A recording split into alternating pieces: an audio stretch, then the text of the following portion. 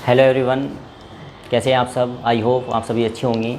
आज हम कंपटीशन के लेवल पे पढ़ने वाले हैं समास। कैसा कॉन्सेप्ट है ये, हिंदी का कॉन्सेप्ट है। आपको यूपी टेट का पेपर देना हो, यूपी टेट का एग्ज़ाम जो हाल ही में दिसंबर में आने वाला है, या आपको रीट का एग्ज़ाम देने वाले हो, जैसे कि सितंबर में 27 सितंबर को इसकी एग्ज़ाम फिक्स है आने की। हालांकि इसकी डेट आगे भी हो सकती है, लेकिन आप 27 दिसंबर मान के 27 सितंबर इसी महीने की आप ये मान के तैयारी करें। यूपी टेट हो आपका, सी टेट हो आपका, रीट हो आपका, यूपी पुलिस हो आपकी, लेखपाल हो आपका, या हिंदी में सिलेबस के आधार पे कोई भी कॉन्सेप्ट, या हिंदी के आप स्पेशल में टीचर बनना चाहते हो या हिंदी आप पढ़ाना चाहते हो, तो ये आपकी जो वीडियो है ये आपके लिए लाभदायक रहेगी। चलते हैं कॉन्सेप्ट पे। सबसे पहले लिखा हुआ है समास। समास हम जानना चाहते हैं। समास होते हैं 6 प्रकार के, लेकिन समास होता क्या है ये जानिए। समास क्या होता है? दो शब्दों के मेल को क्या कहते हैं? समास कहते हैं। ये बात आप जान चुके होंगे। दो शब्दों के मेल को क्या कहते हैं? समास कहते हैं। दो शब्दों के मेल को समास कहा जाता है। संधि पे आते हैं। दो वर्णों के मेल को क्या कहा जाता है? संधि कहा जाता है। जब ए प्लस आ आता है, ए प्लस ई आती है, तो वहाँ पे जो आती है वह संधि संयोग आती है। समझ आ रहे हैं आपको? दो वर्ण, दो अक्षरों के मेल को संधि कहते हैं और दो शब्दों के मेल को समास कहते हैं। जैसे मैं आपसे बात करना चाहता हूँ समास की कोई डेफिनेशन, कोई एग्जाम्पल, जो जैसे कि प्रति प्लस दिन। प्रति प्लस दिन क्या बन जाएगा? प्रतिदिन बन जाएगा। क्या होता है प्रतिदिन भाई? प्रतिदिन क्या होता है आप ये लिखो, प्रत्येक दिन होता है। इसमें कौन सा समास आएगा वो आप जान लेंगे बाद में। आपने डेफिनेशन जानी, क्या जानी कि समास क्या होता है? दो शब्दों के मेल को क्या कहते हैं? समास कहते हैं। और दो वर्णों के मेल को क्या कहते हैं? संधि कहते हैं। संधि कितने प्रकार की होती है? संधि सर 2 प्रकार की होती है। संधि विच्छेद होती है, संधि संयोग होता है। अच्छा, संधि में कितनी ये यूज होता है? स्वर संधि होती है, व्यंजन संधि होती है, विसर्ग संधि होती है। फिर वहाँ पे उसे अलग अलग कंटेंट कर देते हैं। स्वर संधि कितने प्रकार की होती है, आयादी संधि होती है, ये आप संधि में जानेंगे। फिलहाल आप समास पे फोकस रखिए। समास में आपने जाना दो शब्दों के मेल को क्या कहते हैं? समास। दो वर्णों के मेल को क्या कहते हैं? संधि। और दो वर्णों के अलग अलग होने को क्या कहते हैं? संधि विच्छेद कहते हैं। ये कॉन्सेप्ट आप समझ चुके होंगे। आगे आते हैं समास पे। जैसा कि आप जान चुके हैं कि सबसे पहले अगर लिखना चाहते हो, नोट बनाना चाहते हो, तो साथ साथ बनाते रहे।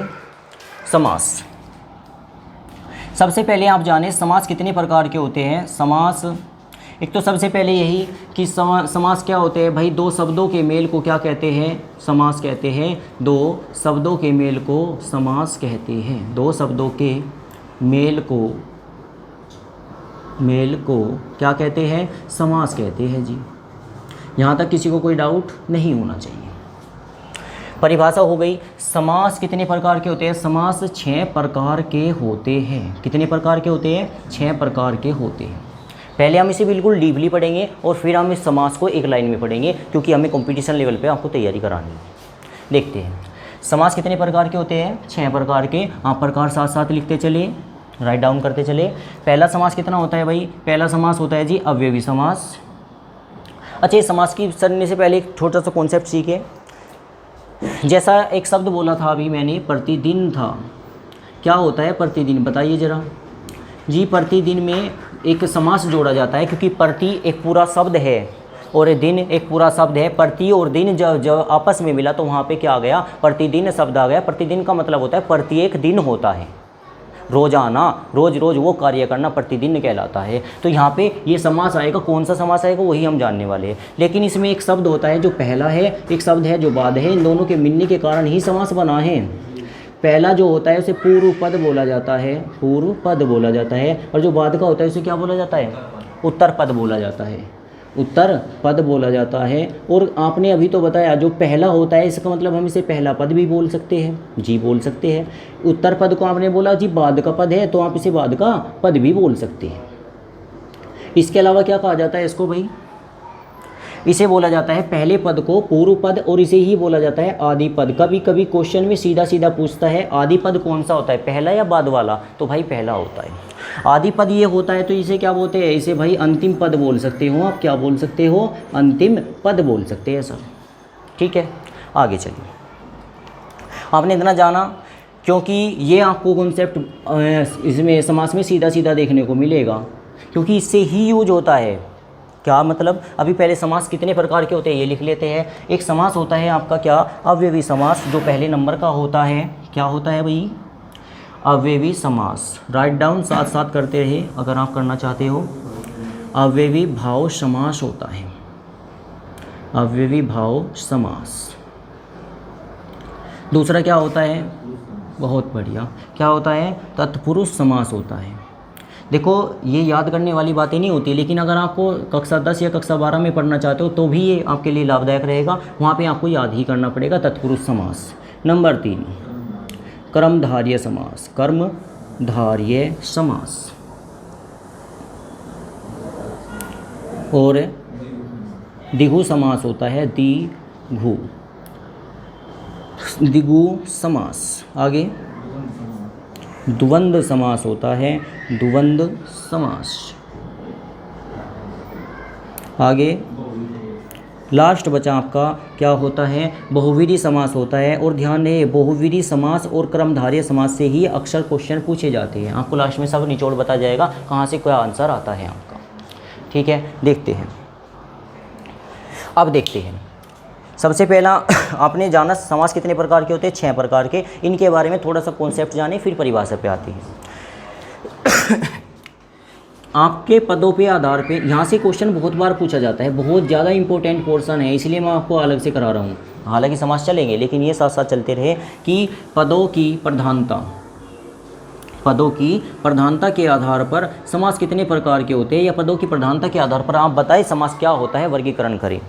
पदों के आधार पर, जी बताइए पदों के आधार पर क्या बताना चाह रहे हो। ये पदों के आधार पर क्या होता है, जिसमें पूर्व पद प्रधान होता है, पूर्व पद प्रधान होता है। क्या बोल रहे हो आप, पूर्व पद प्रधान होता है, ऐसा समास क्या कहलाता है बच्चों, अव्ययी भाव समास कहलाता है। ठीक है भाई, ये जो कहलाता है ये अव्ययी भाव समास कहलाता है। दूसरा क्या भाई, अगर पूर्व पद प्रधान होगा तो उत्तर पद भी प्रधान होगा। उत्तर मतलब बाद वाला पद। क्या होता है बाद वाला पद, बोले जी, जिसमें उत्तर पद प्रधान होता है वो क्या कहलाता है, तत्पुरुष समास कहलाता है, तत्पुरुष समास कहलाता है। अच्छा, अब ध्यान रखिए आप, तत्पुरुष तो आपने बोल दिया, क्वेश्चन में आ नहीं रहा है, बोला गया है कि जिसमें उत्तर पद प्रधान होता है वो क्या कहलाता है। ऑप्शन आपको दे रखा है बहुव्रीहि समास, आपका अव्ययी समास, कर्मधारय समास, इनमें से कोई नहीं। तो आंसर क्या जाएगा आपका, कर्मधारय समास। क्यों, ये सारे पढ़े, जिसमें उत्तर पद प्रधान होता है वो तत्पुरुष समास होता है, वो जिसमें उत्तर पद प्रधान होता है वो कर्मधारय भी समास होता है, कर्मधारय समास भी कहलाता है। और जिसमें उत्तर पद प्रधान होता है वो द्विगु समास भी कहलाता है। क्या ये कॉन्सेप्ट आपको समझ आ रहा है। उत्तर पद प्रधान होने का मतलब, कोई एक एग्जाम्पल दीजिए, क्या बोले, प्रतिदिन, सीधा सीधा दिखाई दे रहा है प्रतिदिन। दिन क्या है, दिन प्रधान है इसमें, प्रति क्या है, प्रति इसमें एक उपसर्ग है, ठीक है ना। तो जिसमें एक फिक्स होता है, जिसमें बाद वाला पद ना फिक्स होता है, बाद वाला पद ही मान्यता होती है जिसकी, वो क्या कहलाता है, तत्पुरुष समास कहलाता है। वही क्या कहलाता है, वो क्या कहलाता है, कर्मधारय समास कहलाता है। वही क्या कहलाता है, द्विगु समास कहलाता है। आगे चलते हैं। पूर्व पद मतलब पहला पद, और उत्तर पद मतलब बाद का पद, वो आपने लिख रखा है। अगर जिसमें दोनों पद प्रधान हो, ऐसा भी तो हो सकता है कि दोनों पद प्रधान होते हैं, तो वो क्या कहलाता है, द्वंद्व समास कहलाता है। द्वंद्व मतलब आप जानेंगे परिभाषा से बहुत अच्छे तरीके से, द्वंद्व समास। अच्छा जी, द्वंद्व समास मतलब दोनों पद प्रधान होना। जैसे माता पिता, बीच में योजक चिन्ह आता है, योजक चिन्ह हटाएंगे तो क्या लगा सकते हो, तथा लगा सकते हैं या और लगा सकते हैं। मतलब ये ऐसे लिखा गया, एग्जाम्पल यहाँ पे ले लीजिए, माता पिता। कुछ ऐसे वर्ड होते हैं जिनके बीच में ये चिन्ह लगाना होता है। चिन्हों को आप देख सकते हैं, वीडियो में आपको डाल रखा होगा, नहीं है तो आप कमेंट करके बता सकते हैं अगर आप उसकी वीडियो जाते हैं। ये चिन्ह होता है योजक चिन्ह, फिर प्रश्नवाचक चिन्ह होता है, पूर्णविराम होता है, विषम बहुपदीय चिन्ह होता है, बहुत सारे चिन्ह होते हैं। उनके बारे में लिखना आपको आना चाहिए, क्योंकि विचिन्हों से भी क्वेश्चन आते हैं। अगर ये माता पिता आपने लिखा तो अचानक ही ये चिन्ह आपको लगाना होता है। अगर आप ये चिन्ह नहीं लगाओगे तो हिंदी लिखी नहीं जाएगी। हिंदी का मतलब होता है सारे चिन्हों को लिखना साथ साथ। जैसे मैं आपसे बात करना चाहता हूँ, आपने लिखा है, कुछ तो है कैसे लिखते हैं और कुछ है जो लिखते हैं वो ऐसे बनाते हैं, ऐसे बनता है। देखो मेरे से जा नहीं रहा है, ये है जो है ऐसे बनता है, हाँ जी ऐसे बनता है। क्या ये है सही है? ये तो लिखने का तरीका हुआ, आप जो है बनाते हो ऐसा बनाते हो, हम भी ऐसे ही बनाते हैं। ये तो है बिल्कुल सरासर गलत है, क्योंकि इसमें डंडे का विलुप्ति कर दी गई है। हिंदी बहुत डीपली पढ़नी होती है, पढ़ने का मतलब समझना होता है, हिंदी को करना होता है। क्या ये है सही है? जी नहीं, ये है गलत है। क्या ये है सही है? ये भी गलत है। फिर सही क्या होता है? सही होता है अगर ध्यान से देखोगे तो है के ऊपर ना अंक की बिंदी होती है, और कुछ स्थानों पर है पे अंक की बिंदी होती है और कुछ स्थानों पे अंक की बिंदी नहीं होती है। जो भी आपको फोकस करना होगा, जहाँ पर बिल्कुल ख़त्म हो जाए, वाक्य समाप्त हो जाए, वहाँ पे अंक की बिंदी आएगी। अगर बीच में अदरवाइज है आ रहा है तो वहाँ पे अंक की बिंदी नहीं आती है। तो हिंदी को थोड़ा डीपली जाने आते हैं। माता पिता लिख दिया आपने, योजक चिन्ह नहीं लगाया तो क्वेश्चन गलत है। का वाक्यों की शुद्धि आती है। बोला कि माता पिता ने बच्चों के साथ बहुत कुशलतापूर्वक जीवन व्यतीत किया, क्वेश्चन आ गया। और पूछा गया कि शुद्ध करे वाक्यों को, सारा क्वेश्चन छान लिया, अरे क्या शुद्ध है इसमें, अरे शुद्ध क्या, कुछ नहीं है, योजक चिन्ह लगा रखा, आप योजक चिन्ह लगाए, उत्तर सही है। समझ आ रहा है? अच्छा, योजक चिन्ह के स्थान पे आप क्या लगा सकते हो? जी योजक चिन्ह के स्थान पे हम तथा का प्रयोग कर सकते हैं। योजक चिन्ह के स्थान पे आप किसका प्रयोग कर सकते हो? और का प्रयोग कर सकते हो। माता और पिता, माता तथा पिता, या माता योजक चिन्ह, ये योजक चिन्ह है। अगर इसी को पढ़ा दिया जाए तो ये क्या कहलाता है? निर्देशक चिन्ह कहलाता है। ध्यान रखें, आप ये ना जाने कि ये है तो डंडा बना दिया, अरे आपने बड़ा बना दिया तो ये निर्देशक चिन्ह के अंतर्गत जाएगा। चलो ठीक है, आज नेक्स्ट पे आते हैं। दोनों पद प्रधान हो तो क्या होता है? द्वंद्व समास होता है। द्वंद्व समास का आपने एग्जाम्पल पढ़ लिया। पहला, माता भी प्रधान है और पिता भी प्रधान है। आपको माता को वैधता कम नहीं दे सकते, आप पिता को वैधता कम नहीं दे सकते। और वर्ड जाने, सुबह सांझ, दिन रात, पाप पुण्य, आकाश पाताल, बहुत एग्जाम्पल होते हैं। नेक्स्ट आप जाने, जो जिसमें दोनों पद, भाई जिसमें दोनों पद अप्रधान हो, मतलब प्रधान, अप्रधान का मतलब क्या होगा बताओ जरा? जिसमें कोई भी पद प्रधान न हो, वो समास क्या समास कहलाता है? वो कहलाता है बहुव्रीहि समास। बहुव्रीहि समास। ध्यान रखें, परिभाषा तो आपसे 80% यहाँ से ही बन जाएगी, ध्यान रखना। बहुव्रीहि समास। अच्छा, ये क्या होता है भाई? पदों के आधार पे आपको समास को अलग करना आ गया। एक समास, 2, 3, 4, 5, 6, हमने 6 समासों की बात कर ली। अगर आप जाने तो परिभाषा यहाँ से बना सकते हैं, ठीक है ना। आगे चलते हैं, परिभाषा और डीपली जानेंगे, क्योंकि कौन सा क्वेश्चन जो आता है परिभाषा से सीधा आता है। और वे फिर वो है कि आपने जितने ज़्यादा एग्जाम्पल पढ़ रखे होंगे आप जल्दी कर पाओगे क्वेश्चन को। फिलहाल देखिए, जिसमें दोनों पद प्रधान होते हैं वो तो द्वंद्व समास होता है। जिसमें पहला पद प्रधान होता है अव्ययी समास होता है। और जिसमें उत्तर पद बाद का पद प्रधान होता है वे 3 समास होते हैं, तत्पुरुष समास, क्रमधारय समास और द्विगु समास। बाद में बात करेंगे क्या द्विगु समास होता है, वो जानेंगे। जिसमें दोनों पद अप्रधान होते हैं, इसका मतलब जिसमें ना तो पहला पद प्रधान होता सर, ना बाद का पद प्रधान होता, वो क्या कहलाता है? वो कहलाता है बहुव्रीहि समास। जैसे आपने लिख दिया दशानंद या गजानंद,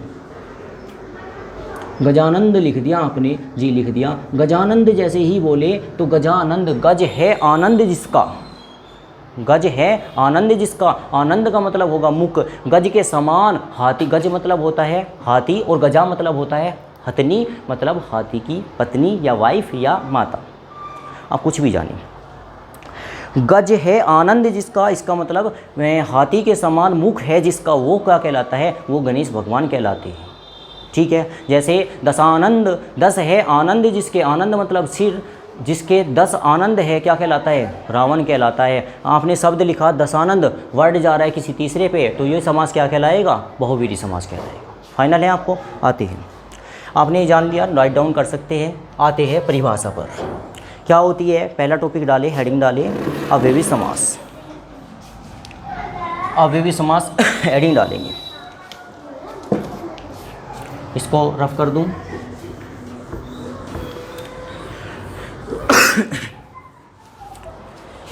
अव्ययी समास में लिखोगे क्या होता है अव्ययी समास? अभी अभी आपने जाना, जिसमें पूर्व पद प्रधान होता है एक, और दूसरी परिभाषा भी साथ साथ चलते रहे। जिसमें पूर्व पद प्रधान होता है अव्ययी समास कहलाता है, और जिसमें पहला पद जो है क्या होता है? उपसर्ग होता है, वो भी अव्ययी समास कहलाता है। लिख लेते हैं इस बात को, लिखोगे जिन या जिस समास में जिस समास में, या ऐसे करें, जिस समास का पहला पद, अच्छा पहले पद को क्या बोलते हैं? पूर्व पद बोला जाता है। इसे भी साथ साथ लिखते चले क्योंकि आप कन्फ्यूजन दूर हो जाए आपका। जिसमें पहला पद अव्यव या अव्यय तथा प्रधान होता है, क्या कहलाता है? अव्ययी समास कहलाता है। ठीक हो गया यहाँ तक? अच्छा, इसके पहचान बताओ सर, इसकी पहचान क्या है? आप डायरेक्ट क्वेश्चन में कैसे पहचाने कि कौन सा अव्ययी है, कौन सा अव्ययी भाव समास है? तो इसकी पहचान भी साथ साथ लिखते चले, पहचान। नोट्स साथ साथ राउट डाउन करते चले, कभी भी वीडियो से सिलेक्शन नहीं होता। पहचान क्या होगी? पहचान है आपकी जैसे अनु, जैसे आ, जैसे प्रति, जैसे भर, और जैसे भर के बाद कुछ और लिख लीजिए, जैसे कि यथा, जैसे यथावत, जैसे हर, और एक शब्द लगा दूँ आदि। इसका मतलब और भी बचे हुए हैं, लेकिन यहाँ से क्वेश्चन सीधे सीधे पूछे जाते हैं भाई। ठीक है, अब जैसे इसका आप वाक्यों में प्रयोग करें, जैसे प्रति आ गया जी, प्रति से बताइए क्या होगा? प्रति से आप बताओ, तो प्रति से बनता है क्या? प्रति से बन सकता है, क्या बन सकता है भाई? प्रति से बन सकता है प्रतिदिन। प्रतिदिन बन सकता है? हाँ जी, प्रतिदिन बन सकता है। अच्छा, प्रतिदिन का अर्थ क्या होता है ये बताइए? प्रतिदिन का अर्थ होता है प्रत्येक दिन। प्रत्येक दिन का मतलब रोजाना, एवरी डे। सॉरी, हिंदी है आपकी, सॉरी। ऐसे कुछ और वर्ड लिखिए जिससे आपको कन्फ्यूजन दूर हो जाए। जैसे भर से बताओ क्या बनेगा? एग्जाम्पल दीजिए कोई, बोलो। भरपेट, वाह, भरपेट ही बना देते हैं क्योंकि आपको वाक्य में प्रयोग करना आना चाहिए। भरपेट का मतलब क्या होगा? इसे बताओ कैसे लिखा जाए? आप इसे लिख सकते हो पेट भर के, पेट भर के। फिर दूसरा बताइए, जैसा इसमें से आप बनाना चाहते हो जी, ये हाथों हाथ। एग्जाम्पल अगर ऐसे आए, हाथों हाथ। अब हाथों हाथ यदि है तो उसके बीच में ऑटोमेटिकली योजक चिन्ह आएगा। अब ये द्वंद्व समास की ओर चला जाएगा और द्वंद्व समास का एग्जाम्पल कहलाएगा। लेकिन हाथों हाथ का अर्थ क्या निकलता है ये बताइए, क्या होता है बताओ चलो? हाथ ही हाथ में, सही बोला आप कि हाथ ही हाथ में क्या कहलाता है? हाथों हाथ कहलाता है। जैसे कहीं पे भंडारा चला हुआ है, पूरी बन रही है, पूरी वे हाथ ही हाथ क्या जा रही है? हाथ ही हाथ उठ के जा रही है। हाथों हाथ काम कर देना, साथ के साथ काम निपटा देना, ये कहलाता है हाथों हाथ। जैसे यथा पे ले लेते हैं। यथा का वर्ड बताओ क्या आएगा? इसके साथ क्या जोड़ सकते हो आप? यथाशक्ति कह सकते हैं, यथासंभव कह सकते हैं, और यथा और भी आप कह सकते हो कुछ। यथासंभव का मतलब बताइए क्या होता है?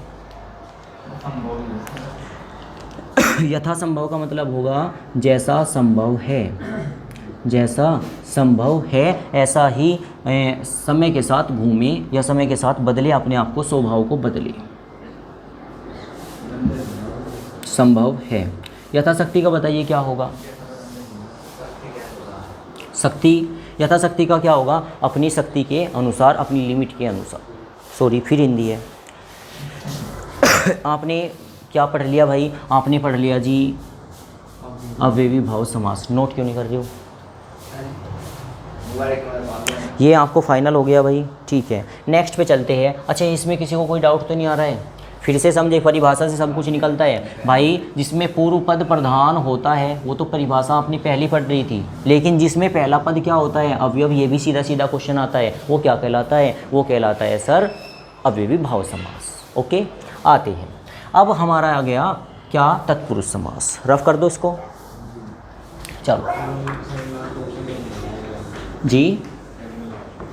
ये हाथों हाथ लिखाया, कहाँ से लिखाया? बस ऐसे ही लिखा दिया, हाथों हाथ का मतलब बताना था आपको, करा दिया। करेंगे। अविभाव समास में ही आता है। आगे आते हैं तत्पुरुष समास। हेडिंग डाले क्या? तत्पुरुष समास। सेकंड चलिए आपकी हेडिंग तत्पुरुष समास, इसके बारे में जानते हैं क्या होता है तत्पुरुष समास। अब तत्पुरुष समास ना थोड़ा ये मान लो कि समास की जान तत्पुरुष समास होता है। क्या परिभाषा पे चलते हैं पहले जी, लिखवाइए। तो परिभाषा होगी जिस समास में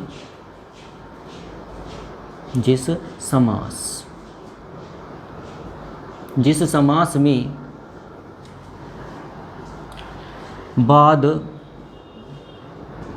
का पद क्या होता है बताओ? बाद का अथवा उत्तर पद, क्योंकि बाद के पद को क्या बोला जाता है भाई? उत्तर पद बोला जाता है, तो आप उत्तर पद भी लिख सकते हैं।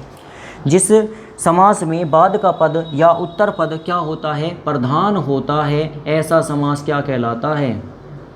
तत्पुरुष समास कहलाता है। ऐसा समास क्या कहलाता है? तत्पुरुष समास कहलाता है। ऐसे पदों के आधार पे हमने उसकी बातें सब कर ली थी। बाद के पद अगर प्रधान होगा तो क्या कहलाएगा? तत्पुरुष समास। दूसरा क्या कहलाएगा? कर्मधारय समास। तीसरा क्या कहलाएगा? द्वंद्व समास। चलते सॉरी क्या? द्विगु समास कहलाएगा। द्वंद्व समास में तो दोनों पद प्रधान होते हैं। ओके, ये आपको परिभाषा आ गई जी। इसके आप एग्जाम्पल लिखे, जैसे राजकुमार। ये क्या हो गया? अरे राजकुमार को बताओ इसमें कौन सा पद होगा प्रधान?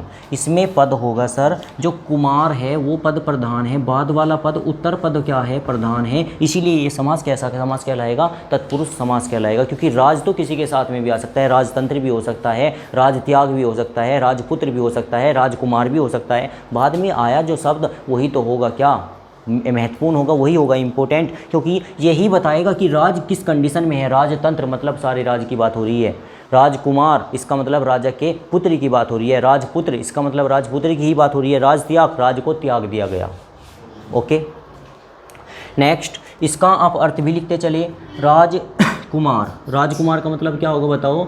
राजा का कुमार। अच्छा, नेक्स्ट हेडिंग डाले एग्जाम्पल, जैसे कि आपका लिख लीजिए धर्मग्रस्त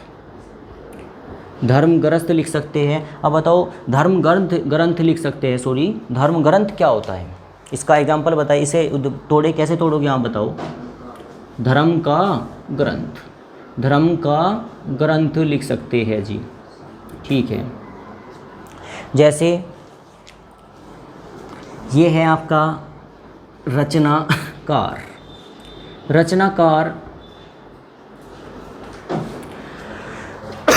इसका बताइए वाक्य में प्रयोग करें, क्या आएगा बताओ? बताओ क्या लिखोगे आप इसका? रचना करने वाला या रचना को करने वाला? रचना को करने वाला, क्योंकि यहाँ पे इंपॉर्टेंट बात छिपी हुई है। यहाँ से ही तो पता लगेगा आपको कि ये तत्पुरुष समास 6 प्रकार के होते हैं। रचना को करने वाला। अब ये आपके एग्जाम्पल काफ़ी हुए। अब अगर बात करें तत्पुरुष समास तो आपने पढ़ लिया, जान लिया, लेकिन तत्पुरुष समास होता कितने प्रकार का है? अगर ये क्वेश्चन गहराई से पूछा जाता है तो तत्पुरुष समास कितने प्रकार का होता है भाई? 6 प्रकार का होता है। विभक्ति के आधार पर कितने प्रकार का होता है? 6 ही प्रकार का होता है। कैसे कैसे? प्रथम विभक्ति होती नहीं है, प्रथमा विभक्ति नहीं होती तत्पुरुष समास में। द्वितीय विभक्ति से शुरू होती है और खत्म कहाँ हो जाती है? सप्तमी विभक्ति पे जाके खत्म होती है, क्योंकि 6 प्रकार का होता है तत्पुरुष समास। आप ये बात जान चुके होंगे।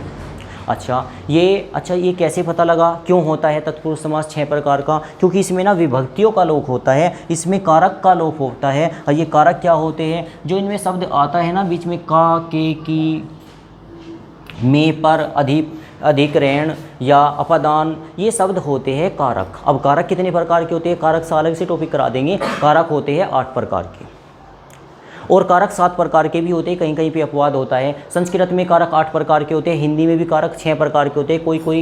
कोई रचनाकार बोलता है कि कारक 7 प्रकार के होते हैं। सीधा सीधा पूछा जाता है इस लेखक के द्वारा बताइए कारक कितने प्रकार के होते हैं। वो किन्हीं 2 कारकों को एक जगह मिला के बोलते हैं। ठीक है, अच्छा ये कारक क्या होते हैं? ये कारक आप इसमें का, के, की, रा, रे, री, सा, से, सी आपका अपादान, अधिग्रहण और संबोधन चिक, ये जो आते हैं ये सब कारक के अंतर्गत आते हैं, कारक में बात करेंगे। फिलहाल आप जानिए जो तत्पुरुष समास होता है वो ऑलरेडी ये परिभाषा रखता है, लेकिन तत्पुरुष समास कितने प्रकार का होता है? 6 प्रकार का होता है। वे जानिए क्या होती है। इसे हटा दूं, चलो यहाँ से ही देखिए, चलो हटा लेते हैं।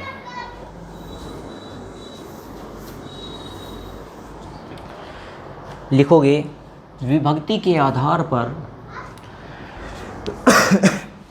विभक्ति के आधार पर कारक नहीं, तत्पुरुष समास। तत्पुरुष समास 6 प्रकार का होता है। तत्पुरुष समास कितने प्रकार का होता है? 6 प्रकार का होता है।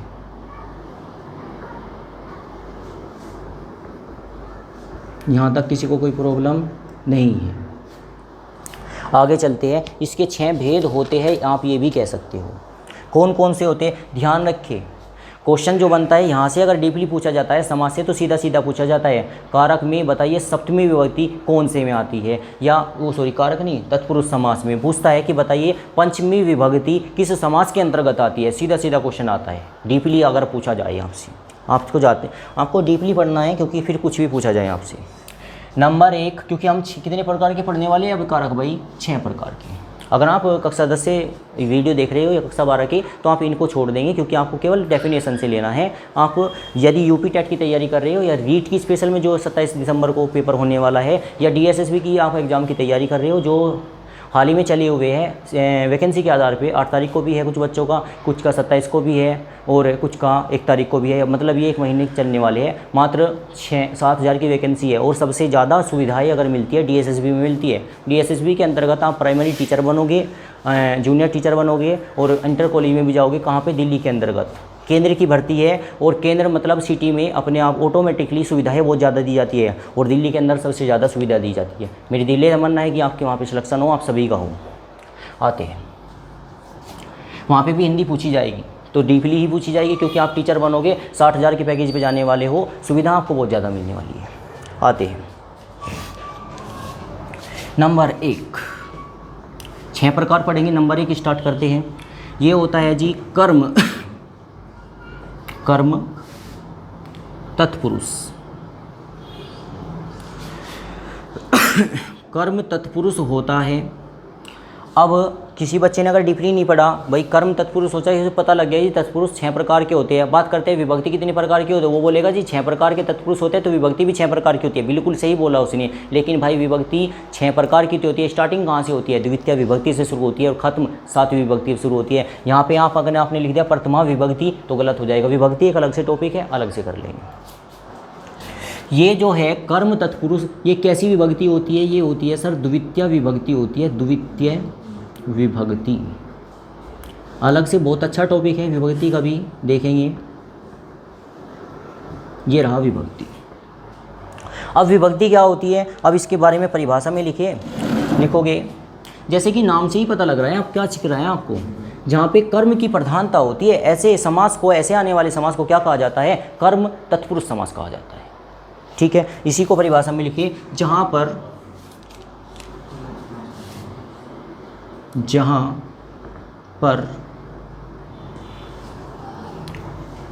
कर्म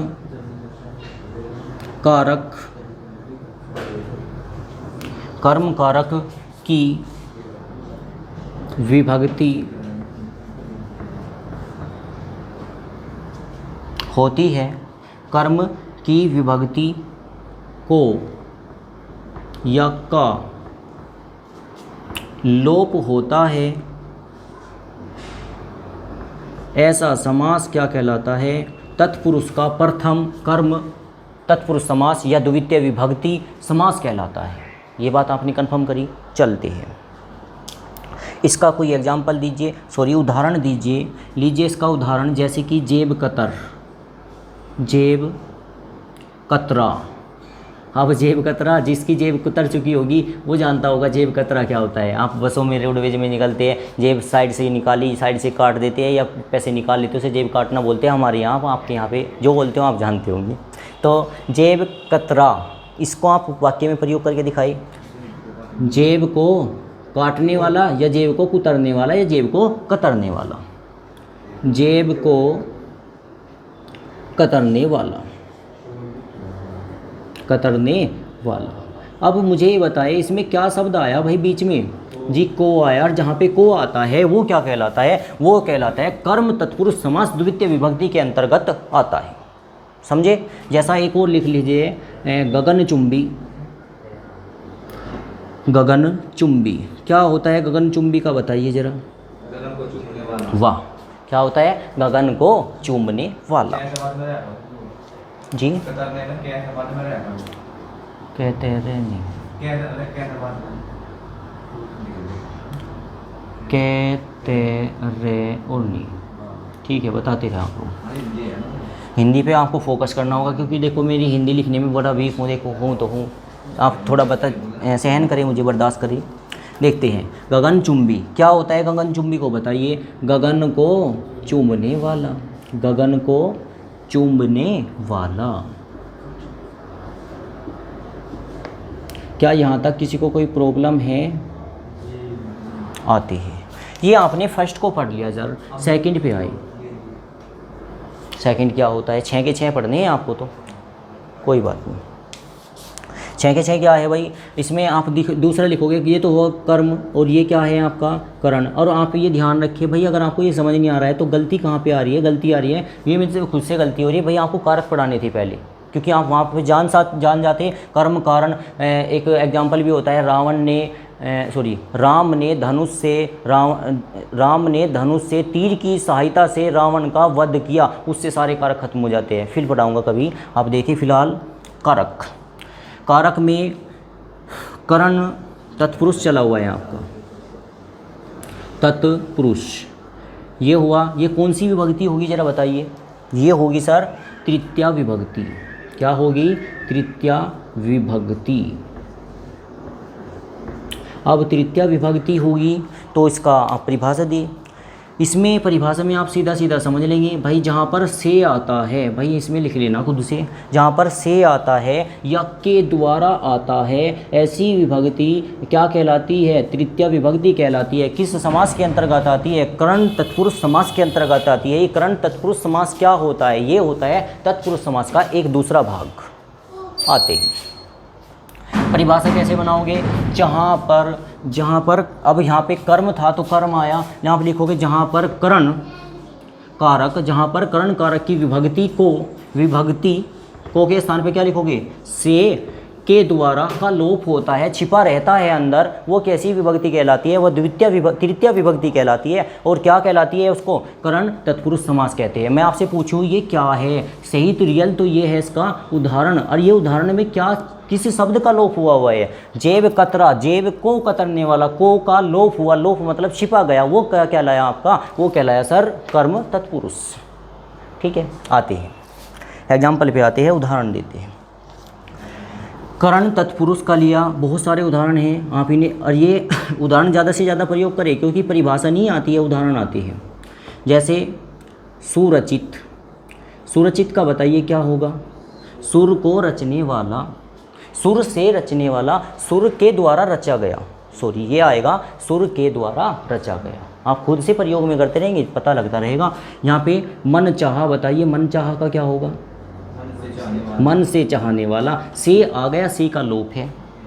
आगे ये लिखा आपने शोक, शोकग्रस्त, बताइए क्या होगा? नहीं कुछ एक तो अच्छा आप बताइए, शोक से ग्रस्त होगा या शोक के द्वारा ग्रस्त होगा? शोक से ग्रस्त होगा, ठीक है जी। शोकग्रस्त होगा, यही होगा आपका। अब करुणा, करुणापूर्ण, बताओ करुणापूर्ण का क्या होगा?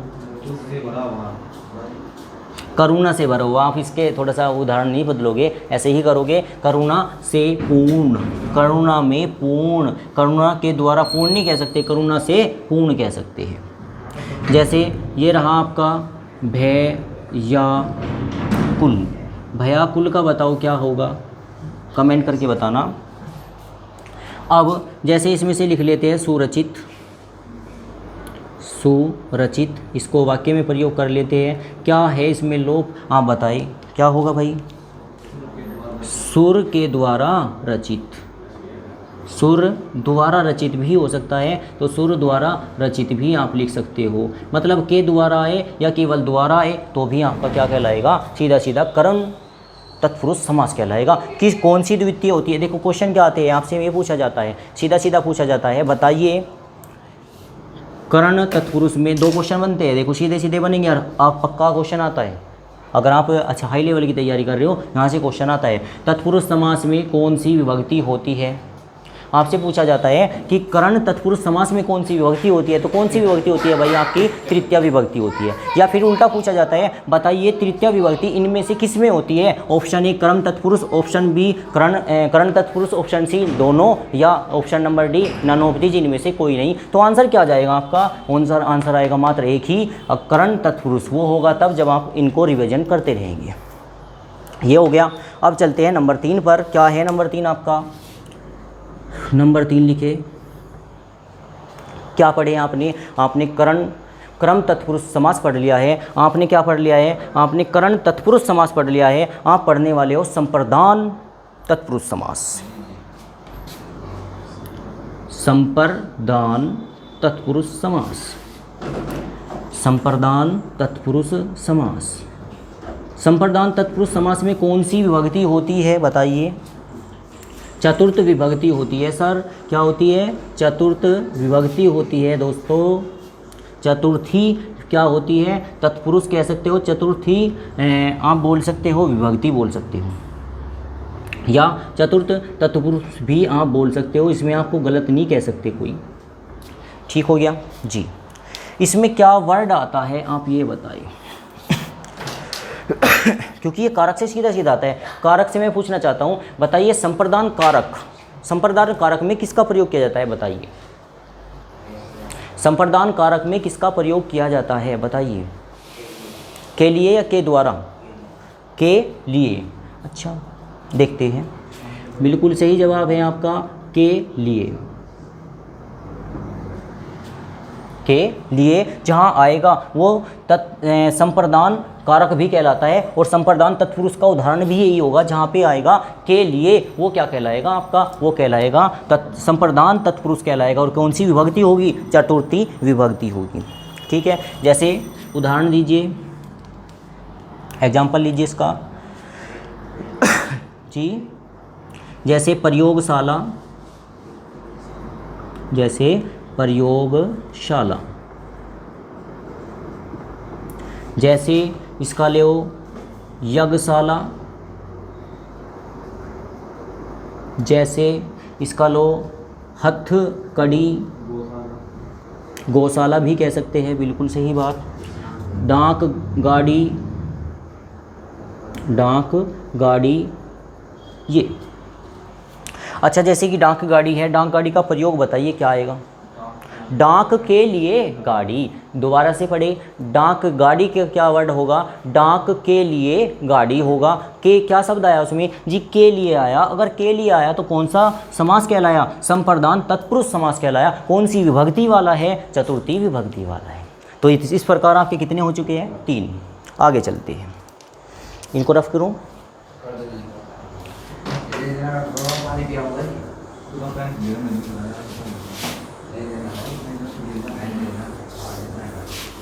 आते चलते हैं। आपने 3 पढ़ लिए भाई। संप्रदान आपका हो चुका है। संप्रदान के तुरंत बाद कौन सा पढ़ोगे? अपदान। अपदान का उदाहरण बताइए क्या होता है? अपदान क्या होता है? से। अपदान की अगर मैं परिभाषा यहाँ पे पढ़ाऊँ कि अपदान कारक क्या होता है, तो कोई उदाहरण दीजिए, उससे जल्दी समझ आए क्या होता है। पेड़ से पक्षियों का उड़ना, या छत से किसी बच्चे का गिरना, ये सारे के सारे क्वेश्चन सीधा सीधा पूछा जाता है। पेड़ से पक्षी उड़ गए, बताइए कौन सा कारक है? तो आप क्या बोलोगे? अपदान कारक कहोगे। जहाँ से किसी ठोस वस्तु से किसी तुच्छ वस्तु का बिछोड़ होता है, अलग होता है, या तुच्छ वस्तु अलग होती है, वहाँ पे कौन सा कारक होता है? वहाँ पे होता है अपदान। और संप्रदान का मतलब क्या होता है? संप्रदान का मतलब होता है किसी ठोस वस्तु में किसी छोटी सी वस्तु का आके गिर जाना या किसी के ऊपर किसी वस्तु को अधिकरण कर देना, छिपा लेना। जैसे फील्ड के अंदर बहुत सारे बच्चे हैं, या मैदान भरा हुआ है, या आप उल्टा भी ले सकते हो कि जैसे पेड़ पर पक्षियों का आकर बैठना, ये कह सकते हैं पेड़ पर पक्षियों का आकर बैठना। पेड़ ठोस था कि कोई ना आके बैठा, पक्षी आके बैठे, तो आप बोल सकते हो वहाँ पे कौन सा कारक होगा? जो आप पढ़ चुके थे पहले, कौन सा कारक पढ़ा आपने? संप्रदान। अंदर आना संप्रदान कहलाता है, बाहर निकलना अपादान कहलाता है, किसी वस्तु से किसी वस्तु का छूट जाना। जैसे आपसे कहूँ पेड़ से पक्षी का उड़ना, अपादान कारक। पेड़ से आम का टूटना, अपादान कारक। और यही होता है, कारक में ही आ जाता है आपकी तुरंत तत्पुरुष समास के अंतर्गत। जैसे फोर्थ आप पढ़ने वाले हो, अब हम पढ़ने वाले हैं जी अपादान कारक। अपादान कारक या अपादान तत्पुरुष। आपको कन्फ्यूजन है कुछ की? बताइए।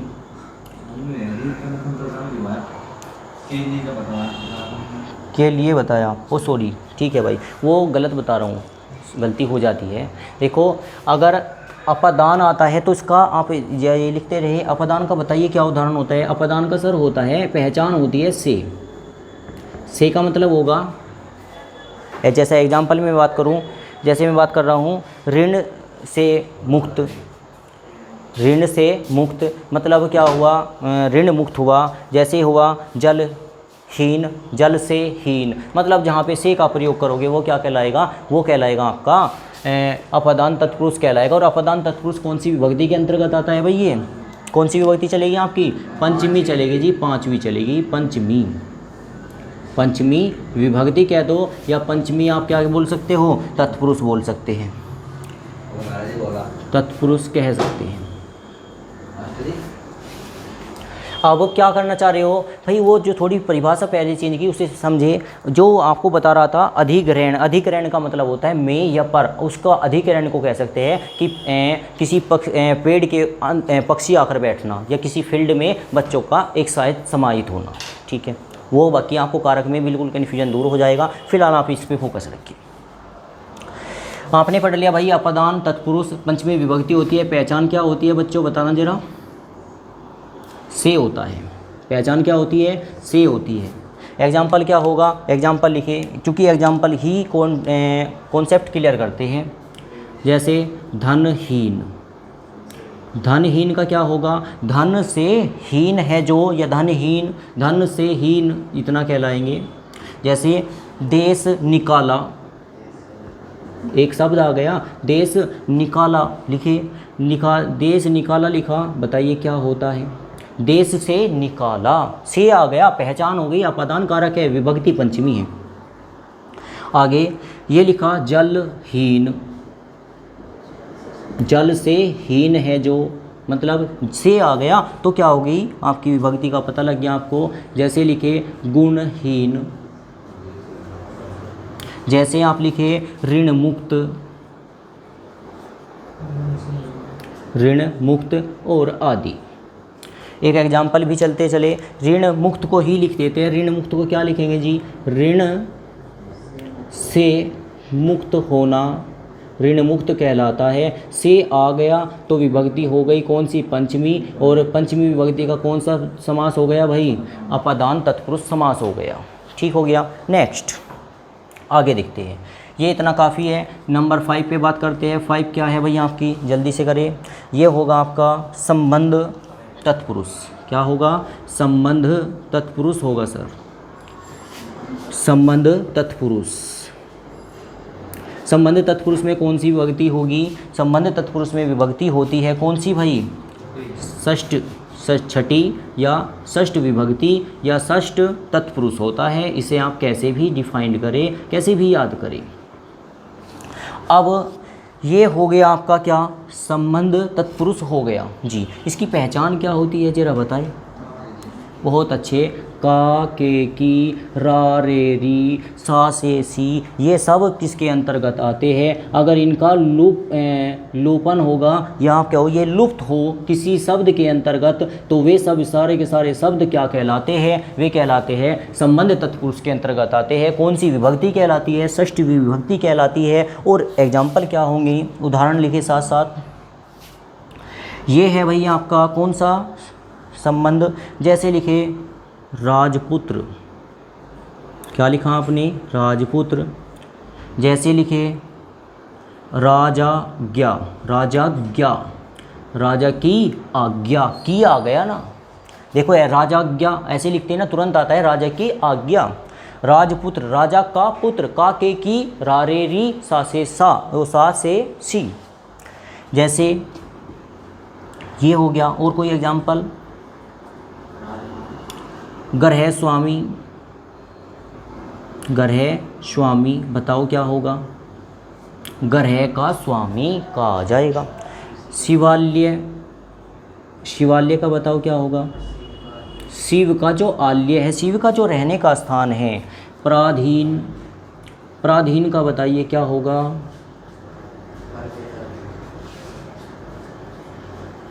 चलो इसे कमेंट करके बताना।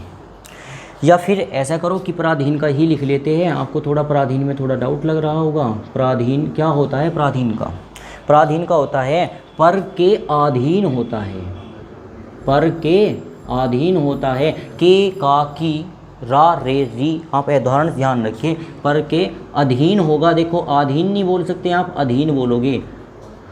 ओके जी। देश, जैसे कि आपको बोला जाए देश रक्षा, बताइए देश रक्षा का क्या होगा, देश की रक्षा, इसका मतलब वहाँ पे के आ गया, तो फिर सीधा सीधा आप कह सकते हो क्या आप जानना चाहते हो। नेक्स्ट ये हो गया। और लास्ट पे आ गए, चलते चलते आपको शायद टफ ना लग रहा हो तो फिर भी आपको करना ही पड़ेगा। लास्ट है क्या, लास्ट है जी अधिकरण तत्पुरुष। क्या होता है, अधिकरण तत्पुरुष। ध्यान रहिए, अगर आपने ध्यान से जाना होगी बातों को, तो जो आपके समास है 50, 60, 70% आपके यहाँ पे ही डाउट क्लियर हो गए होंगे। बाकी कारक में इसकी डेफिनेशन के साथ मिलते हैं। फिलहाल देखिए अधिकरण तत्पुरुष, ये कौन सी कहलाएगी भाई, आपकी सप्तमी कहलाएगी जी, सप्तमी। सप्तमी विभक्ति बोले या सप्तमी क्या बोले, सप्तमी तत्पुरुष बोले। बताइए इसका उदाहरण क्या होता है, इसका होता है जी में होता है या पर होता है। जैसे छत पर बच्चा है, ऊपर आना है, मतलब बच्चे ने छत को घेरा हुआ है। मेज पर किताबों का रखा जाना, या मैदान में बच्चों का खेलना, में आ जाए या पर आ जाए तो क्या कहलाता है, अधिकरण, अधिकरण तत्पुरुष कहलाता है। अधिकरण कारक की भी यही परिभाषा होने वाली है। उदाहरण बोले, जैसे घुड़सवार, घोड़े पे जो सवार हो गया, घोड़े को क्या कर दिया गया, ढक दिया गया, तो घुड़सवार हो गया। जैसे शोक मगन, ये रहा शोक मग्न। बताओ शोक मग्न का मतलब क्या होगा, शोक में मग्न, में आ गया। पुरुषोत्तम, पुरुषों में जो उत्तम है, पुरुषों में आ गया, तो किसके अंतर्गत आएगा। उदाहरण धर्मवीर, धर्मवीर क्या होगा, धर्म, धर्म में वीर होगा, क्योंकि इस उदाहरण में जाना है भाई। में पे प्रयोग करो या पर पे प्रयोग करो, धर्म पर प्रयोग तो हो नहीं सकता, फिर धर्म में प्रयोग बोलोगे, धर्म में वीर। नेक्स्ट, क्योंकि ऐसे ऐसे क्वेश्चन ना दिक्कत कर देते हैं। एक और ले लो, आप बीती, बहुत बार आता है, एक कई बार क्वेश्चन आया होगा है, मेरे एग्जाम में भी आया। आप बीती बताइए क्या है भाई, आप पर बीती या आप में बीती। आप में बीती नहीं होता, आप पर बीती। आप पर बीती तो आप ही बताओगे, मुझ पर बीती तो मैं ही बताऊंगा। समझे, आते हैं। तो इस प्रकार हमने कितने जाने, तत्पुरुष समास जाने, 6 के 6 प्रकार जाने। और कितनी विभक्ति होती है, 7 विभक्ति होती है। कौन सी नहीं होती है, प्रथमा विभक्ति नहीं होती है। आगे चलते हैं। आपने ये कॉन्सेप्ट क्लियर किया। अब कर्मधारय, द्विगु और आपका द्वंद्व और बहुव्रीहि समास बचा हुआ है, जल्दी से कर लेते हैं। देखोगे क्या यहाँ तक आपको समझ आ रहा है, अरे आ रहा है, आते हैं। ये आपकी विभक्ति वाला कॉन्सेप्ट भी खत्म हुआ। अगला हेडिंग डाले, ये हो चुके, ये हेडिंग क्या भाई, कर्मधारय समास। सॉरी, कर्मधारय समास लिख के रखें। अब आपका चलने वाला है कौन सा भाई टॉपिक, कर्मधारय समास। कर्मधारय समास क्या होता है ज़रा बताइए। क्या पढ़ी थी आपने डेफिनेशन पढ़ी थी, जिसमें उत्तर पद प्रधान होता है, लिखे, जिसमें उत्तर पद क्या होता है भाई, बाद का पद क्या होता है, अंतिम पद, प्रधान होता है तथा, यहाँ पे ये बात चलेगी, पूर्व पद व उत्तर पद में उपमान। अब ये उप में उपमान क्या होते हैं आपको अलग से कराया जाएगा, और यहाँ पे भी जान लेंगे। उपमान और उपमेय हो, ऐसे समास को, ऐसे उदाहरणों को किसके अंतर्गत रखा जाएगा, कर्मधारय के अंतर्गत रखा जाएगा। फॉर एग्जाम्पल पहचान के लिए आप इसमें पहचान भी लो आप, क्या होती है पहचान,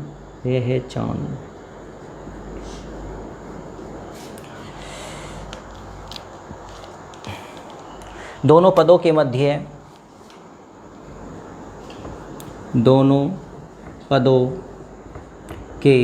मध्य मतलब बीच में, दोनों पदों के मध्य में है जो, एक तो ये या के समान अगर आए तो आप जान जाओगे वो कौन सा समास है, कर्मधारय समास है। आदि शब्द आते हैं क्या कहलाते हैं, कर्मधारय समास कहलाते हैं। जैसे चरण कमल, बहुत अच्छा वर्ड है, चरण कमल बंधु हरिराय, उदाहरण बहुत अच्छा होता है, चरण कमल।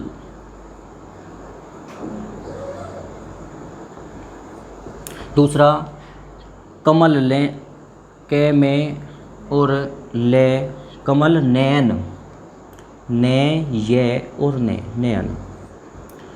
महादेव,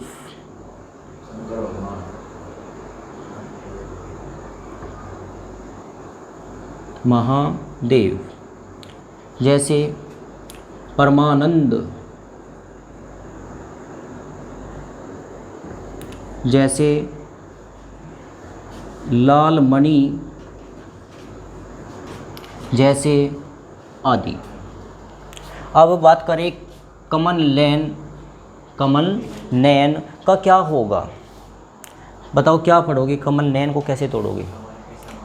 कमल के समान नयन रखने वाली या रखने वाला क्या कहलाता है, कमल नयन कहलाता है। उदाहरण बताइए, कमल के समान किसके नयन हैं, बहुवीरी समास में जाएगा, लेकिन इसमें बड़ा अपवाद चलेगा, बहुवीरी समास भी होगा, कर्मधारय भी होगा और द्विगु भी होगा, ये आप लास्ट में जानेंगे।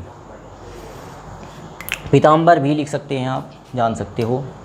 चले, जैसे महादेव है, महादेव का तोड़िए क्या आएगा, चलो बताइए। महान है जो देव, क्या है, महान है जो देव, शिव जी, शंकर भगवान, और तीसरे की ओर चला गया। फिर आप इसमें क्यों लिखा रहे हो, किसमें, कर्मधारय में, बताएंगे भाई, अभी चलेंगे। नहीं, कर्म महादेव अगर आएगा, ध्यान रखना कुछ वर्ड ऐसे होते हैं, उदाहरण तो जा रहा है बहुवीरी की समास, लेकिन आंसर जाएगा कर्मधारय, आप जानेंगे, लास्ट में जानेंगे। अपवाद होते हैं, यहीं से तो क्वेश्चन बनता है। चलते हैं नेक्स्ट, ये आपका समास खत्म हुआ। नेक्स्ट समास देखिए क्या है भाई, द्विगु समास। परिभाषा लिखे, द्विगु समास की क्या होती है, जिसमें पूर्व पद प्रधान होता है, जिनमें क्या होता है, पूर्व पद क्या होता है, संख्यावाचक होता है, जिसमें पूर्व पद संख्यावाचक होता है। नंबर जो होता है क्या कहलाता है, द्विगु समास कहलाता है। जैसे ऐसे शब्द बताए जिसके स्टार्टिंग में क्या आता है, शतक, या आप कह सकते हो 4 पाई, 4 पाओ के समूह से बनती है 4 पाई, संख्या 4 आ गई। तिरहाया, चुरहाया, सप्तऋषि, ये नहीं कह सकते आप। मात्रा वाचक चला जाएगा। अगर आपने ये बोल दिया कि 1 किलो चने, वो वहाँ पे द्रव्य रूपी में चला जाएगा। जैसे सप्तऋषि 1 किलो चने लिखोगे, सप्तऋषि आप लिख लोगे, सप्त सिंधु भी आप लिख सकते हो। आपको ना संख्या चाहिए स्टार्टिंग में। जैसे तिरलोचन या तिरलोक, जैसे नव ग्रह या नवरात्रि या नवरात्र, या पंचमंडी या पंचतंत्र, जो भी आपसे बने एग्जाम्पल होते हैं। पंचवटी भी लिख सकते हो, पंचमंडी भी लिख सकते हो, सप्ताह भी लिख सकते हो। सप्ताह 7 दिनों का समूह सप्ताह कहलाता है। समझ आ रहा है आपको? जैसे पंचमंडी, जहाँ 5 आकर मिल जाए मंडी कहलाते हैं। पंच वो होती है, क्या होती है? पंचवटी होती है, जहाँ पर 5 वृक्ष होते हैं, पंचवटी कहलाती है। जैसे आपके पंजाब में 5 नदियों का समूह कहलाता है, तो उसे क्या बोलते हैं? उसको पंच नदी बोल सकते हैं। वहाँ पे 5 नदियाँ मिलती है, तो वो भी आपका किसके अंतर्गत आएगा? इसके अंतर्गत आएगा। नेक्स्ट,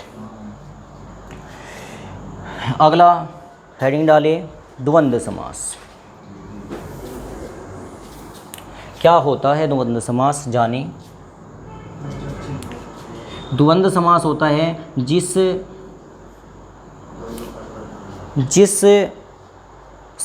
जिसमें समस्त दोनों पद प्रधान होते हैं, जिसमें दोनों पद प्रधान होते हैं, क्या कहलाता है? द्वंद्व समास कहलाता है।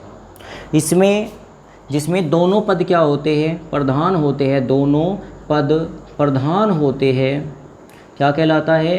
द्वंद्व समास कहलाता है। एग्जाम्पल, जैसे इसकी पहचान लिख लोगे। पहचान क्या होगा भाई? इसकी पहचान में बताइए, पहचान में क्या आएगा? पहचान में आएगा योजक चिन्ह। योजक चिन्ह का मतलब छोटा, बीच में डंडा। जैसे एग्जाम्पल के तौर पर आप लिख सकते हो नदी। भाई देखो, ये आप जानते होंगे, माता पिता भाई बहन, सुबह शाम दिन रात, पाप पुण्य, ये आप जानते हो। कुछ नया जाने, जैसे नदी नाले आया तो भाई योजक चिन्ह लाओगे जी। पाप पुण्य क्या आएगा? पाप और पुण्य क्या आएगा भाई? योजक चिन्ह आएगा। पाप और पुण्य भी कह सकते हो। सुख दुख, सुख दुख। और जैसे ये आगे पीछे, ये भी एक एग्जाम्पल बनेगा। आगे पीछे किसका एग्जाम्पल होगा भाई? आगे पीछे आप बोल सकते हो सर किसका? योजक चिन्ह के साथ क्या किसका एग्जाम्पल बनेगा? द्वंद्व समास का एग्जाम्पल बनेगा। नेक्स्ट बहुवीरी समास। बहुवीरी समास क्या होता है? बहुवीरी समास के बारे में लिखोगे, ये आप रफ करें।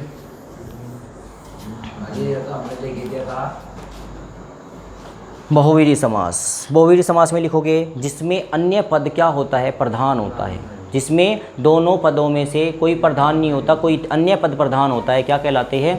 बहुवीरी समास लिखा दोगे। क्या लिखोगे परिभाषा में? जिसमें कोई अन्य पद प्रधान होता है, क्या कहलाता है? बहुवीरी समास कहलाता है। जैसे आपका बन गया लंबोदर। लंबोदर का मतलब लंबा है जिसका उदर, इसका मतलब क्या बोलोगे? उदर मतलब मुंह, खाने का जो सिस्टम है उसका जो लंबा उदर है वो कौन है? लंबोदर किसे बोलते हैं? गणेश जी को। जैसे चतुर्भुज, चतुर्भुज, चतुर है भुजा जिसकी, 4 है बाहु जिसकी, 4 है हाथ जिसके, क्या कहलाते हैं? विष्णु भगवान। जैसे आप लिखोगे पंकज, जैसे आप लिखोगे अनहोनी, जैसे आप लिखोगे निशाचर, निशाचर, जैसे आप लिखोगे विषधर, जैसे आप लिखोगे महावीर, ये भी यहाँ पे आएगा। कुछ ना एग्जाम्पलों को रटना होता है। महावीर, कुछ ये चतुर्भुज, ये भी इसमें आएगा। प्रधानमंत्री भी इसमें आएगा। प्रधानमंत्री से नरेंद्र मोदी। यहाँ पे जैसे ये क्या बना बताओ, चोलडी, ये क्या होगा, ये भी इसी के अंतर्गत आएगा। जैसे मैं कुछ लिख देता हूँ, जैसे महावीर की बात करूँ, महावीर का बताइए क्या बनेगा, महान वीर है जो, महान वीर है जो अर्थात हनुमान, बजरंग बली, हनुमान, हनुमान।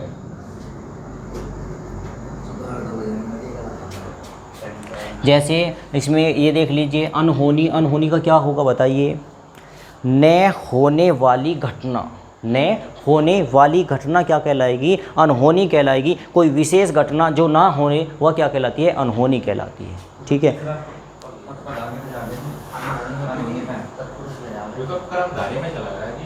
अभी बात करते हैं। आपको ये डाउट लग रहा होगा कि कुछ ऐसे एग्जाम्पल है जो आपको तत्पुरुष या उसमें लग रहे होंगे, उसका कुछ कॉन्सेप्ट आएगा। अभी चलते हैं, देखते हैं। तो अब तक आपने समास के बारे में बहुत ज़्यादा डिटेल जान ली होगी, आपको ये सब कुछ क्लियर हो चुका होगा, कॉन्सेप्ट्स आपको क्लियर हो चुका होगा। लेकिन सपोज डेट आपका एग्जाम है, आप एक ही लाइन में समास को ख़त्म करना चाहते हैं, तो ये आप ट्रिक यूज कर सकते हैं। देखते हैं क्या ट्रिक है। आपको ये ट्रिक याद करनी होगी, कैसे वो आप जानिए। एक शब्द, एक लाइन, एक पैराग्राफ याद करें। दिन पढ़ो KCB, दिन पेढ़ोर। ये मत सोचना कि क्या लिखा जा रहा है, बस आपको आंसर से मतलब है। दिन पढ़ोर, दिन पढ़ो KCB क्या है, दिन पढ़ो KCB। और एक ही लाइन में आपके समास खत्म हो जाएंगे। दिन पढ़ो KCB और क्या, GTV और क्या, AUP। देखो आप सब ये कह दो कि डेवलप कंट्री या डेवलप नेटवर्क में जी रहे हो, आप सब व्हाट्सअप का यूज़ करते होंगे। अगर किसी बच्चे को भेजा जाता है, मैसेज भेजा जाता है, तो सिंपल भाषा में लिखते हैं और इंग्लिश में लिखते हैं। क्या कर रहे हो, क्या या कर रहे हो, मतलब कर रहे हो, कर को क्या से लिखेंगे, KR भी लिख देते हैं या लिख देते KR, कर। और बताओ कहाँ हो, बताओ को लिखते हैं BOT आओ, ओ। बात ऐसे मतलब सिंपल भाषा में यूज़ करते हैं। आपको इसका भी यही यूज करना है, क्योंकि तभी आप समास सीख पाएंगे। दिन पढ़ो, इसे मैं कैसे लिखूं, आप लिखो दिन, DIN। मैं आपको इंग्लिश नहीं सिखा रहा हूँ, आपको सिखाना चाह रहा हूँ कॉन्सेप्ट। दिन पढ़ोर, भाई दिन, D और I और N और P से क्या बनेगा, पैसे बनेगा, P डे से क्या बनेगा, D, O से बनेगा O, R से क्या बनेगा, R ही बनेगा, रे। KCB सीधा सीधा है, K से क्या बनेगा, K, C से C, B से B, G से G, T से T, V से V, A से A, U से U, B से B। समास खत्म। पढ़ने में बड़ा मज़ा आएगा, आप आनंद के साथ बोले। दिन पढ़ो KCB AUP GTV। गलत बोल दिया, सीधा बोलेंगे दिन पढ़ो KCB GTV AUP। कैसे, कोई बच्चा है, ये रहा बच्चा, उसे कहा दिन में तो पढ़ो, फिर KCB खेलो, अमिताभ बच्चन सिखाते हैं, पैसा जीतो, फिर GTV लाओ और AUP, बस सोच जाओ, GTV चैनल देखे और KCB खेले और AUP आप खुद से सोचे क्या करना है। ट्रिक याद करनी है आपको। अब यहाँ से क्या आता है, यहाँ से आपका सीधा सीधा कॉन्सेप्ट आता है। डी से क्या बनता है, द्वंद्व समास। क्या बनता है, द्वंद्व समास। सॉरी, डी से द्विगु समास बनेगा, द्विगु समास। पूरे से बनाओगे, क्योंकि फिर डी से तो द्वंद्व भी बनता है, यहाँ से बनेगा तो डी आई को क्या बोलेंगे, द्विगु। एन से क्या बोलेंगे, नंबर। और पे से क्या बोलेंगे, पहले। परिभाषा हो गई ख़त्म, द्विगु समास पढ़ लिया। ऐसा समास जिसमें नंबर पहले आता है क्या कहलाता है? द्विगु समास कहलाता है। नेक्स्ट, डी से क्या बनोगे? डी से पढ़ोगे जी द्वंद। क्या पढ़ोगे? द्वंद पढ़ेंगे जी। द्वंद में ओ आर क्या होता है? ओ आर होता है जी और। ऐसा समास जिसमें और आता है तथा आता है, योजक चिन्ह आता है, क्या कहलाता है? द्वंद्व समास कहलाता है। नेक्स्ट, के का मतलब होगा कर्मधारय समास। कर्मधारय समास। सी से मतलब होगा कलर। के, ले और रे कलर। के, ले, रे कलर। ठीक है। ऐसा समास जिसमें कलर की बातें करी जाती है कर्मधारय समास कहलाता है। नीलकंठ, नील गायें, हरी मिर्च, रंग की बात करेगा लाल मिर्च, सूखी, सूखी तो नहीं कहेगा, और क्या बोल सकता है? काली मिर्च। मतलब जहाँ पे कलर की बात आ जाएगी कर्मधारय समास कहलाएगा। बी से क्या बनेगा भाई? बहुव्रीहि समास बनेगा जी। बहुव्रीहि समास। जी से क्या बनेगा? जी फॉर गॉड होता है बच्चों। गॉड मतलब भगवान, GOD। जितने भी भगवानों की बात करें वो सब किसके अंतर्गत आएगा? बहुव्रीहि समास के अंतर्गत आएगा ही आएगा। दशानंद रावण तो हो गया लेकिन भगवान ने मारा, ऐसा मान ले।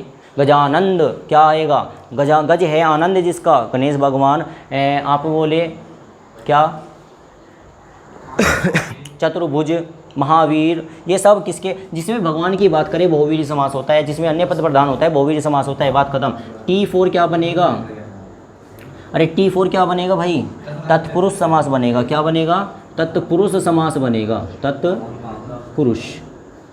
तत्पुरुष। वी से क्या बनेगा? वी से बनेगा विभक्ति। विभक्ति। वह समास जिसमें विभक्ति की बात करी जाएगी। का, के, की, रा, रे, री, सा, से, सी, में, पर, अधिक, प्रण जो भी है सारे के सारे किसके अंतर्गत आएंगे? तत्पुरुष समास के अंतर्गत आएंगे। आपने जान लिया है तत्पुरुष समास में कितनी समास होते हैं? 6 समास होते हैं। और लास्ट बचा आपका क्या? A4 अव्ययी। अव्ययी भाव समास। यू से क्या बनेगा? यू से बनेगा जी उपसर्ग। उपसर्ग। ठीक हो गया यहाँ तक का। और बी से देखो ये थोड़ा सा AUB नहीं पढ़ना आपको, यहाँ पे P पढ़ना है। क्या पढ़ना है? P। और P से बन जाएगा पहले। वाह, हो गया ना? क्या हुआ? अव्ययी समास वो कहलाएगा जिसमें उपसर्ग आएगा और कहाँ आएगा? पहले आएगा। आपका सीधा सीधा कह सकते हो वो क्या कहलाएगा? आपका अव्ययी भाव समास कहलाएगा। ये आपको कॉन्सेप्ट क्लियर हुआ? दोबारा से एक बार फिर से लेते हैं, थोड़ा आनंद के साथ ले। क्या ट्रिक पढ़ी है आपने? दिन पढ़ो KCVAUP GTV और दोबारा से दिन पढ़ो KCVGTVAUP। इसे आपने हिंदी में लिखा। डी से क्या बनेगा? दिघु। DI से दिघु बनेगा और N से नंबर, P4 पहले, जिसमें नंबर संख्यावाचक पहले होता है क्या कहलाता है? दिघु समास कहलाता है। और D से क्या बनेगा? द्वंद और मतलब और, जिसमें और तथा योजक चिन्ह आएगा, द्वंद समास कहलाएगा। माता पिता भाई बहन, दिन रात सुबह सांझ पाप पुण्य। कर्मधारय। कर्मधारय जिसमें कलर की बात करेगा, हरी मिर्च, लाल मिर्च, पीली मिर्च। ये क्या कहलाएगी? ये कहलाएगी आपकी कर्मधारय समास की। K4 कर्मधारय, C4 colour. B से बहुव्रीहि समास, G4 गॉड, जिसमें भगवान की बात करें बहुव्रीहि समास कहलाएंगे। और T4 तत्पुरुष, जिसमें V4 विभक्ति, जिसमें सारी विभक्ति आ जाएगी, क्या कहलाएगी? तत्पुरुष समास कहलाएगी। A4 अव्ययी समास, U4 उपसर्ग और P4 पहले, जिसमें उपसर्ग आए वो भी पहले आए, क्या कहलाता है? अव्ययी भाव समास कहलाता है। तो आई होप आप समास को अच्छे प्रकार से जान चुके होंगे और मैं आशा करता हूँ मेरी तरफ से ये पूरा प्रयास रहा। जैसा आपको अच्छा लगे कमेंट करके अवश्य बताएं और यदि चैनल पे नए हैं तो चैनल को प्लीज़ सब्सक्राइब करें। थैंक यू सो मच यहाँ तक वीडियो देखने के लिए।